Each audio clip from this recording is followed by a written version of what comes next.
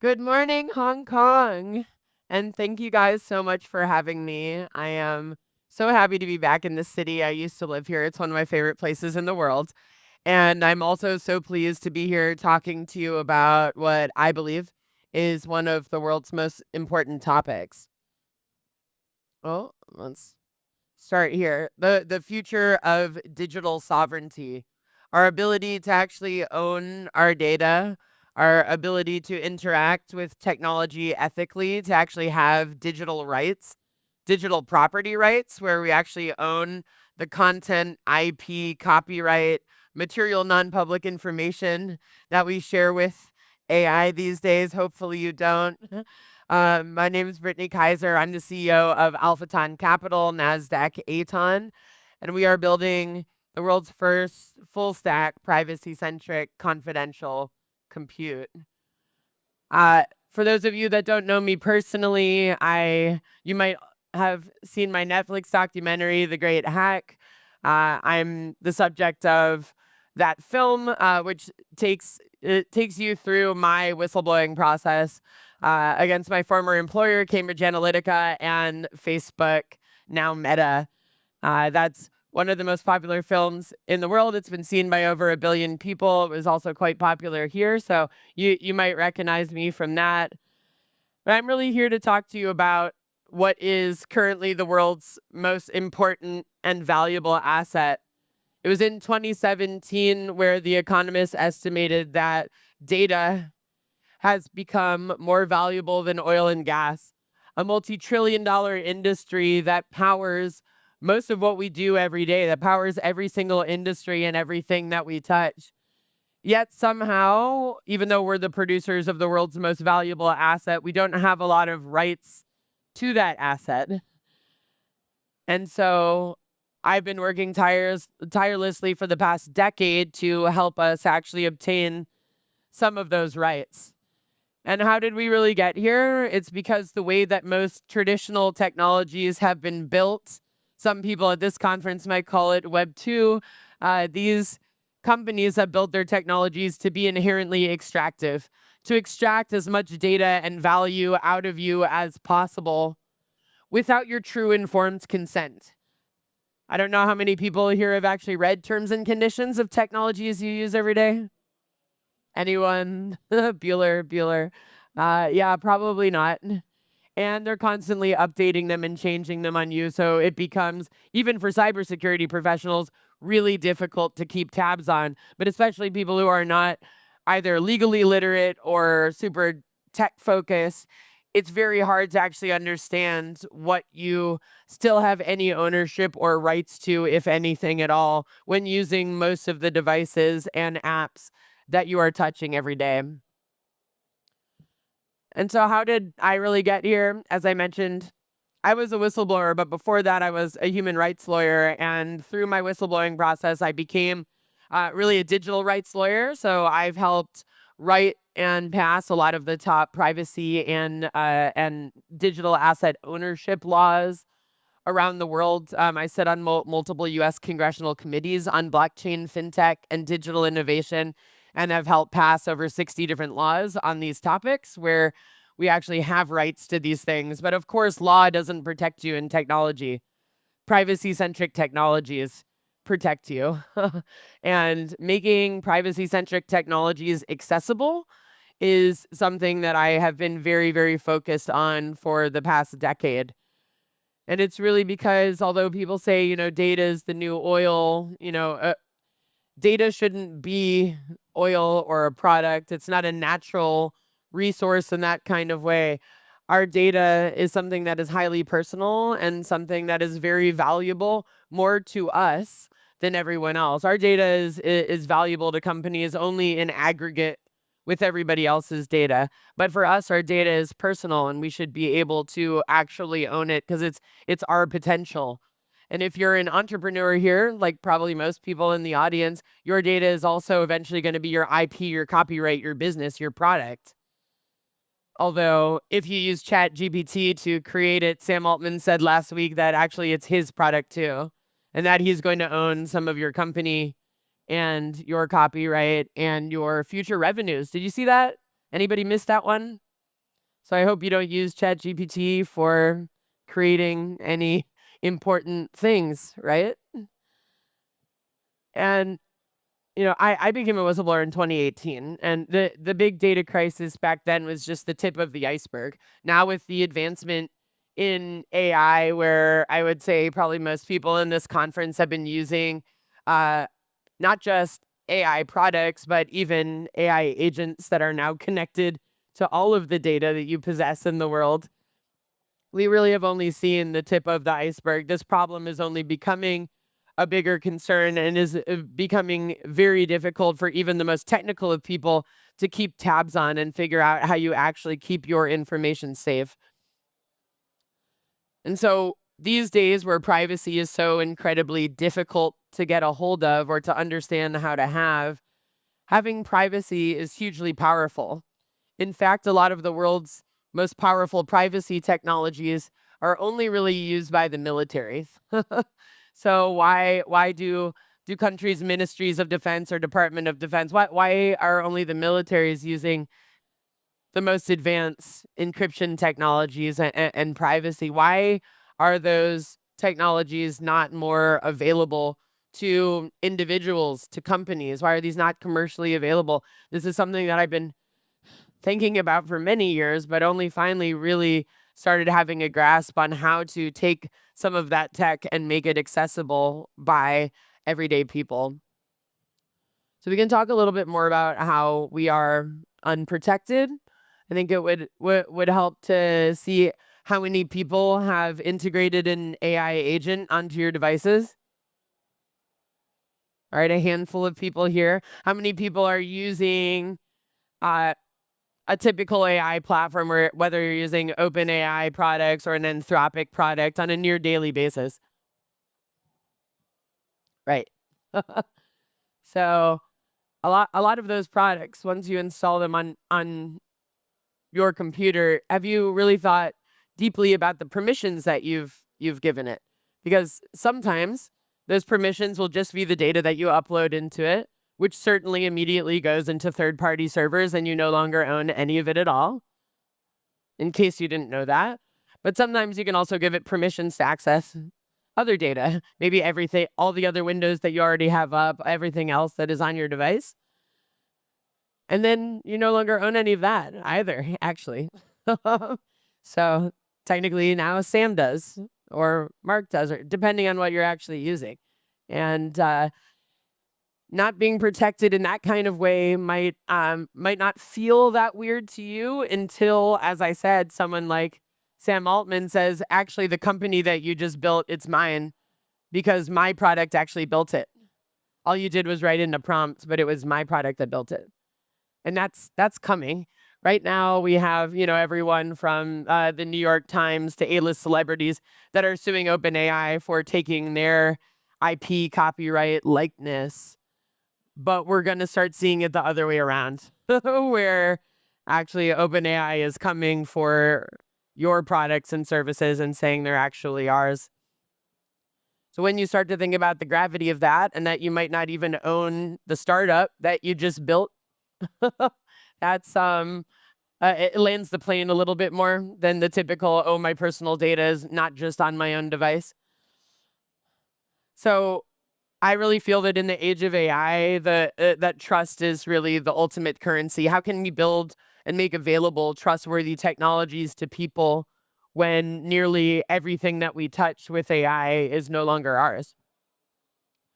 I really see digital trust in a variety of different ways, but first it's transparency, actually understanding what data is ours, where it's going, how it's going to be used, and having these consent mechanisms. Are you actually consenting to where your data is going and how it's being used? And then is there any accountability for where your data is going and whether you've given it permission to be used for certain purposes or not? And do you have ownership over it? Do you actually have any digital property rights where those digital assets are yours? I helped write and pass the first law that said your digital assets are your intangible personal property. We passed that in the state of Wyoming in 2018. We now have multiple case law about that. I helped sue Equifax at the Supreme Court, where we said We suffered property damage for the Equifax data breach, and we won that at the Supreme Court with a national decision. We've won many other cases against big tech companies since then, especially Meta, Facebook, Instagram. So there is now plenty of precedent to say we do actually have ownership over our digital assets, and those digital assets that are valuable, that we have property rights. So if they are damaged, that we actually have legal recourse for that, as if someone had damaged your house or your car. And then, of course, digital trust is also the sustainability. How long can we keep on using this and not have an adverse effect on other people, on society, or, of course, the environment? Now, the past few years, I've been really trying to figure out, how do I help bring technologies to the world that are privacy centric, that make digital asset ownership easy. And I ended up deciding that although it's great to keep on investing in and launching startups, which is what I've been doing for a lot of the past decade, that actually hitching my wagon to something larger than myself that already has over 1 billion monthly active users, and investing in legendary founder Pavel Durov, the founder of Telegram, was the best way to actually get privacy-centric technologies to the world. I agree with Pavel that human rights should not be compromised out of fear or greed, and that big companies that choose to pretend like none of us should have any rights just so that they can monetize us, that actually isn't acceptable to me anymore. And I don't have to stand for that. I don't actually have to use legacy technologies, because the new tech, different forms of encryption technologies are available today and are starting to become more accessible, and that my ability to make those more accessible is what I should be concentrating on. So how many people here have Telegram on their phone? Yes, love it. Beautiful. Same with, 1 billion other people in the world that are monthly active users, over 450 million using it daily on average of 15 times a day for 47 minutes. It is one of the top 5 most used apps in the world, and it is very different because it is the only one that is built for privacy-centric communications and Web3. So blockchain technology has been vertically integrated into the back end of Telegram so that you can own everything within the app. You can own your digital identity, your handle on Telegram. You can own that as an on-chain NFT and buy and sell it if you want, but it's yours. Telegram can't delete it. It can't censor you. That is yours. You can own your in-game assets, your gifts, your stickers. You can have full Web3 integration so that all of the data and content and assets within it you can fully own, which is huge. There is no other super app that has done anything like that. A few of them have experimented with crypto payments, but nothing else is actually vertically integrated onto blockchain. And so that is absolutely huge. For me, I've been hoping that a lot of other apps would do that, but they just haven't. Telegram is the first and the only to do that. And the top 5 most used apps in the world are, WhatsApp, Instagram, TikTok, WeChat, and Telegram. One of those is absolutely not like the others and is a huge outlier. And that's why at AlphaTON Capital, we've decided to invest in Telegram and in building out the Telegram ecosystem. And as of October of this year, Pavel Durov announced that Telegram would be launching the first large-scale privacy-centric AI inference network. Have you guys heard of it? It's called Cocoon AI. So just like XAI vertically integrating into X, Cocoon AI is currently vertically integrating into Telegram. We at AlphaTON Capital became a launch partner on the GPU side for AI infrastructure for Cocoon AI. And what Cocoon AI is full trusted execution environment, confidential computing, which has never been integrated into a huge app before. In fact, it's usually only offered through AWS and Microsoft Azure to militaries. It's not very commercially available. There's a lot of big companies that do have a confidential computing side, but it's not really commercially available for individuals, for startups and SMEs.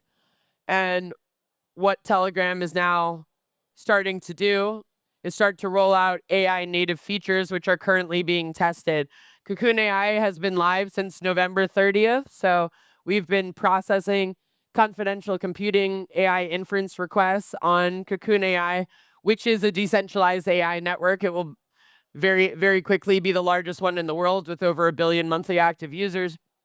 And it is built on the TON blockchain. So we actually earn TON for adding GPUs to the network. So we've been investing in NVIDIA's newest chips in order to get them onto this confidential compute network and starting to process Telegram and other launch app partners' AI inference requests. And so for those of you that don't know confidential computing, right now when you're running LLMs, all the data you're putting in and all the data you're getting out is going into plenty of third-party servers, and you no longer own any of it. But with Cocoon AI and in general confidential compute, you can run all of your favorite LLMs, but when you run them, all the data you put in and all of the processing data that comes out stays yours. It's executed in what's called a TE, a trusted execution environment. So it's in a vertical silo where all of that data stays yours and doesn't go to third-party servers. It is incredible to me that this is not commercially available or easy to access for people. It is more expensive technically, but what Pavel and the Telegram team have been working on is the ability for you to not just be able to access privacy-centric AI inference, but for you to be able to do that cheaper. So privacy and cheaper. It's really hard to argue with that. So that's what we've been working on and helping scale that up, which is hugely exciting. We've launched B200s and now working on B300s on the network. We're deploying our first half cluster this month, our next half cluster next month, and vastly scaling up from there. So we at AlphaTON Capital really see Telegram as a hyperscaler of privacy-centric technologies, the full stack. Hardware, GPUs that are all formatted for full confidential compute. And in the middleware, all of our data and AI and agentic layer. I'm going to be speaking later this afternoon with the president of the Midnight Foundation, where we've actually done a Midnight TON integration where we have fully 100% privacy-centric AI agents that run on Midnight TON and Cocoon AI confidential compute. So you don't have to be scared anymore to hook up your AI agents to all of your data because it doesn't take it and give it to anyone else. It's just yours. And then, of course, the consumer layer. So all of the mini apps that are accessible to you.